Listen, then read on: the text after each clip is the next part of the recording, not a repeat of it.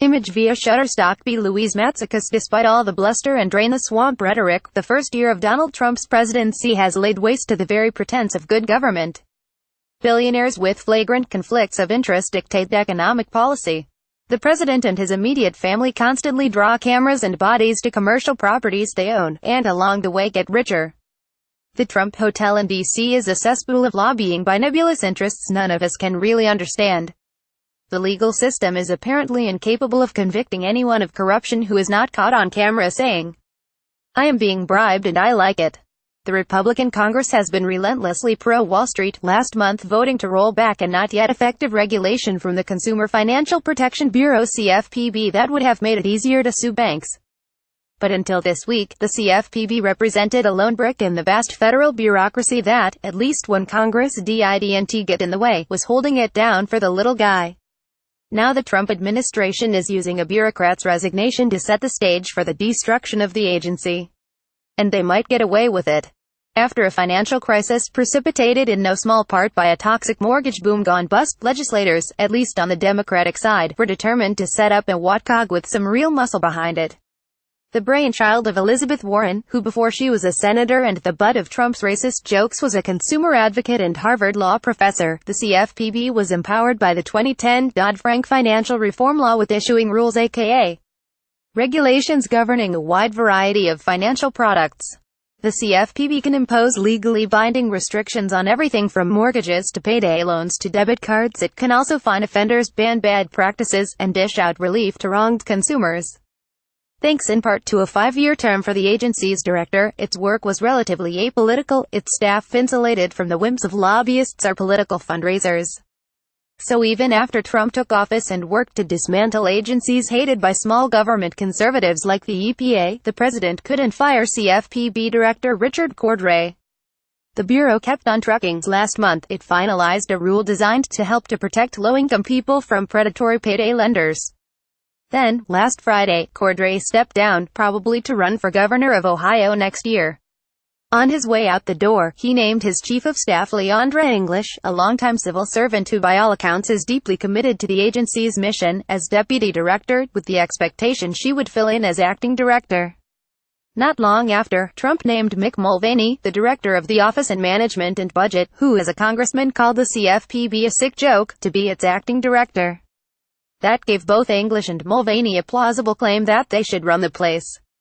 Neither is backing down. English filed a lawsuit over the weekend seeking a restraining order to prevent Mulvaney from taking over, but that process didn't play out in time to prevent the Republican with donuts in tow from setting up camp at the CFPB offices Monday.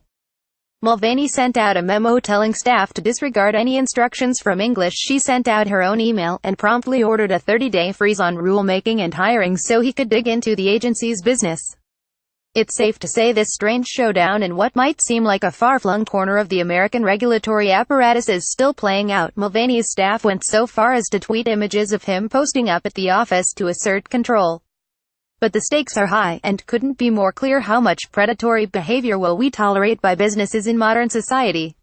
We live in the financial system all of the time, and we are incredibly dependent on it, and incredibly vulnerable to abuses and unfair practices, said Lisa Donner, executive director of the pro-regulation group Americans for Financial Reform. Whether that's Wells Fargo opening 2 million fake accounts or debt collectors chasing after people for debts they don't owe, or a student loan servicer servicing loans that leave people paying millions of dollars more than they should be. There is a huge amount of money and a huge amount of financial security at stake. Experts and advocates of reining in financial products generally see this fight as pitting vast moneyed interests against regular people, exactly the kinds of Americans Trump vowed to protect from banks and other nefarious evildoers during his faux populist campaign. Trump promised he wasn't going to let Wall Street keep getting away with ripping people off, said Donner. Here we really have a very concrete example of an agency that is hated by a portion of the industry it regulates because it's doing its job, because it's willing to take on powerful interests in order to make things work for the rest of us. But as president, Trump hasn't moved to support the CFPB's mission. Instead, he's joined other big business-loving Republicans in denouncing it, echoing financial industry trade groups that say they are choked with regulation and need more leeway to do what they like to consumers. In that tweet, Trump is apparently referring to the work of Cordray, who was installed in 2012 by President Barack Obama.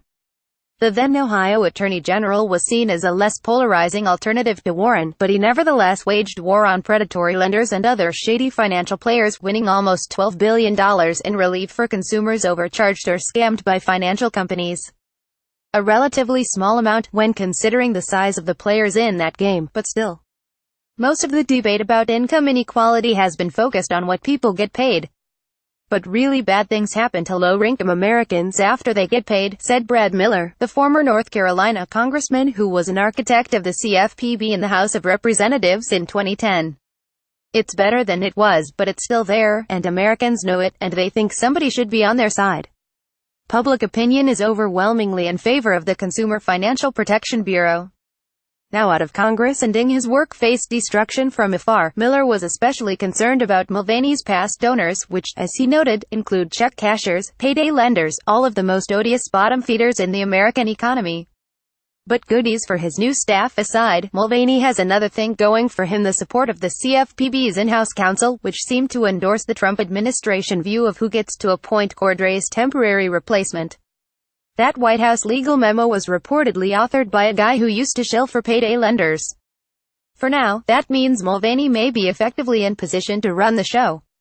Even so, some experts like Miller, who helped write the law in question, suggested there might be teeth to English's case. The order of succession was very clearly laid out in the original law, and seemed to line up in her favor.